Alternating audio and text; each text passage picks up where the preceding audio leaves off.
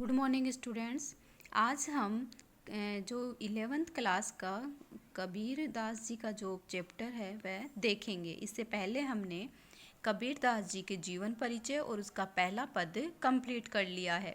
उसमें हमने देखा कि किस प्रकार से कबीर दास जी ये शिक्षा देते हैं कि हमें एक होकर, अर्थात एक ही पवन है, एक ही पानी है, जो प्रकाश है वह भी एक ही है, और जो मिट्टी से कुम्हार बर्तन बनाता है वह भी एक ही मिट्टी है, लेकिन उसकी अनेक प्रकार की आकृतियाँ दी गई है। तो अब दूसरे में देखेंगे, अर्थात पहले दो वैसे हमने ये शिक्षा ली कि ईश्वर है वह एक है, वह सर्वव्यापी है, और आत्मा और परमात्मा के जो दो भेद बताए गए हैं वह गलत हैं।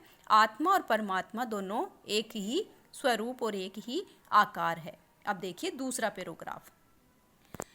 संतो देखत जग बोराए। संतो अर्थात संत लोग, सज्जन पुरुष, ज्ञानी पुरुष देखो, देखत जग बोराए।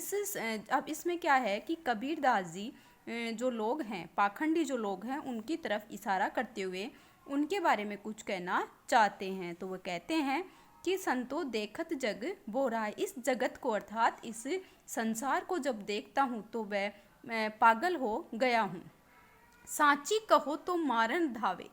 अगर मैं सत्य कहता हूँ तो वह मारण अर्थात मारने के लिए, धावे अर्थात दौड़ते हैं।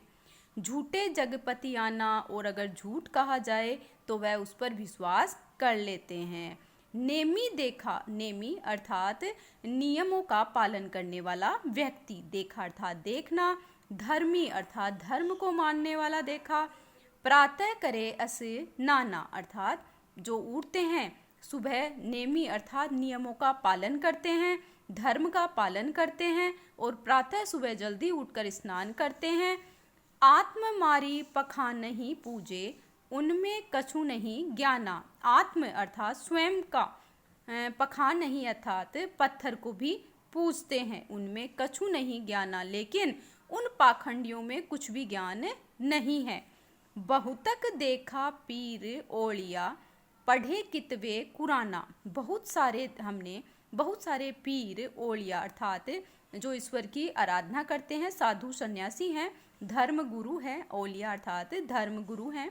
पढ़े कितवे, कितवे अर्थात किताबें या ग्रंथ से है, कुराना और कुरान को पढ़ने वाले हैं। के मुरीद, मुरीद का अर्थ होता है शिष्य। तदबीर बतावे उनमें उन्हें जो ज्ञाना, लेकिन तदबीर अर्थात उपाय बताते हैं। बतावे घमंड करे उनमें उन्हें जो ज्ञाना। आसन मारी डिम्ब धरी बैठे, मन में बहुत गुमाना।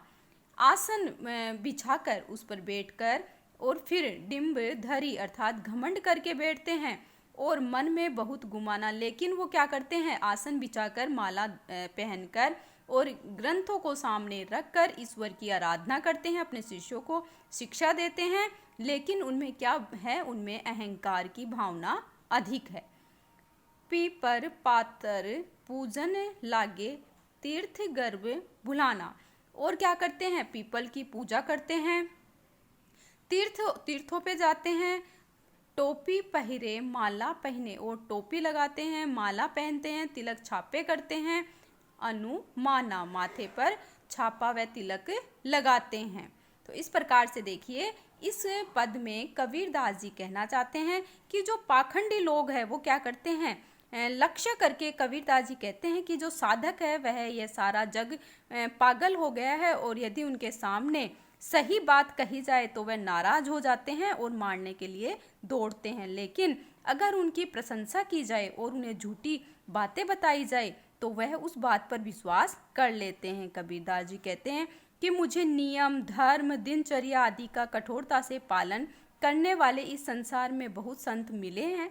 वह अपने आप को शुद्ध करने के लिए रोजाना स्नान करते हैं, तिलक छापे लगाते हैं और परमात्मा को छोड़कर पत्थरों की पूजा करते हैं। उनका ज्ञान थोथा और निस्सहार है, यानी उनका कोई सार नहीं है।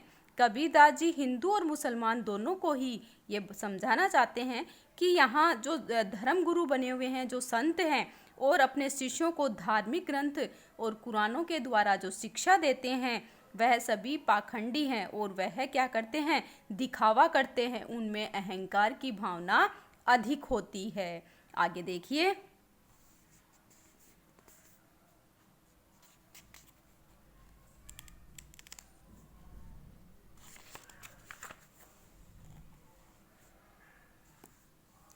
साखी शब्द ही गावत भूले, और क्या करते हैं, साक्षी, साखी यानी साक्षी, शब्द ही यानी दोहे पद, गावते भूले और गाते हुए, आत्म खबरी न जाना, घूमते हैं इधर उधर बताते हैं लेकिन आत्म खबरी न जाना, अर्थात आत्मा की जो बातें हैं वो नहीं जानते।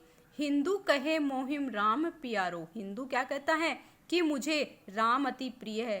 तुर्क कहे रहीमाना, तुर्क अर्थात मुसलमान कहता है कि मुझे रहीम अति प्रिय लगता है। आपस में दोनों लरी लरी मुए, आपस में दोनों क्या करते हैं, दोनों लरी लरी अर्थात लड़ लड़कर, मुए यानी मरते हैं।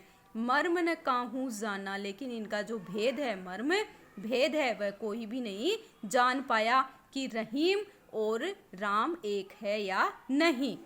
घर घर मंत्र देत फिरत है, और घर घर जाकर मंत्र अर्थात गुप्त सलाह देते हैं, मंत्रों का उच्चारण करते हैं और सलाह देते हैं कि इसके करने से ऐसा प्रतिफल प्राप्त होता है। महिमा के अभिमाना, अभिमाना यानी घमंड के कारण, और वो सारी प्रतिक्रिया किस कारण करते हैं, घमंड के कारण। गुरु के सहित सिखे सब बूढ़े, अंत काल पछिताना। अब इसमें देखिए, अब बताता है कबीर कि गुरु है वही क्या है, उनको ये सारी शिक्षाएं देता है, और फिर लेकिन इसके क्या परिणाम होने वाले हैं, अंत में उन्हें पछताना पड़ेगा, उन्हें पश्चाताप होगा। कहे कबीर सुनो तो संतो, ई सब मर्म भर्म भुलाना, भर्म अर्थात भ्रम है, यहाँ इन सबको भूल जाओ। केतिक कहो कहाँ नहीं माने, सहजे सहजे सहज समाना, और इन चीज़ों को भूलकर ईश्वर की आराधना कीजिए, क्योंकि ईश्वर ही सर्वव्यापी है, ईश्वर हर जगह निवास करता है। तो अब कवि कहना चाहता है कि संतो सुनो, ये सब पाखंडी है, ये भ्रम में भूले हुए हैं, जबकि सत्य यह है कि प्रेमा भक्ति की सहज साधना से ईश्वर प्राप्त होता है, और ईश्वर सभी के हृदय में निवास करता है, उसे तिलक छापे के द्वारा प्राप्त नहीं किया जा सकता। ये इसका आपका कबीरदास जी की जो व्याख्या थी दोनों पदों की, वह कंप्लीट हो चुकी है। इसके प्रश्न उत्तर अगले वीडियो या नोट्स में हम देखेंगे।